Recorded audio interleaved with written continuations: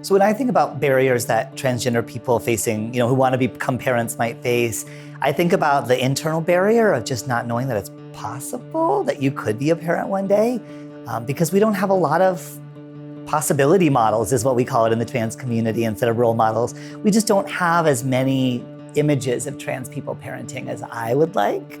And then I would say externally, a big barrier is just providers aren't always up to date on the research around trans fertility, and that's a problem. And then they're not always sure how to treat patients in a way that feels really welcoming and accepting and affirming for the patient. I think there are so many exciting opportunities for the fertility industry to really start to take seriously that transgender people have been their patients, whether they knew it or not, are their patients right now, again, whether they know it or not, and certainly will be in the future. I think just doing that basic audit of your materials, your website, are there transgender people represented on your website? All the language that you're using, from that lens, would a transgender person look at your materials and feel like, oh, I belong here. This was made with me in mind. And that can be hard because the fertility world is very gendered. And so I think at the basic level, making sure that everything is up to date. And then the language and the attitudes.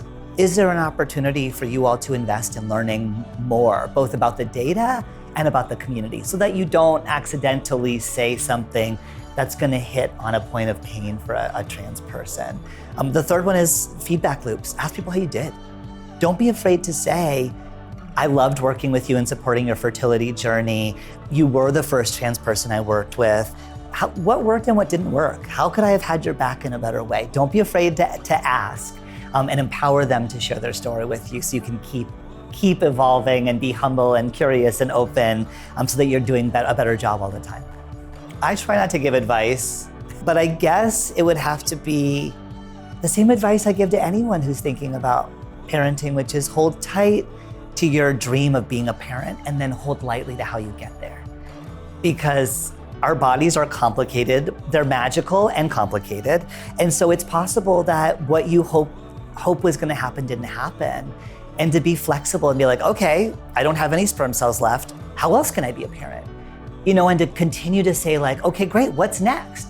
Instead of getting stuck in that disappointment or frustration, because I have kids through adoption and I have a kid that I gave birth to, and guess what? I don't love any of them any more or less. And so there will never be a point when you're raising a kid and you're like, ooh, I would love this kid more if I had provided the egg. No, you end up with the kid that was meant to be your kid. I don't know, there is like a spiritual aspect of it that maybe you're gonna hit some roadblocks, and that's okay, because at the end, the right thing will happen, and you'll never look back and wish that you had any other kid from any other way than exactly the way that you do.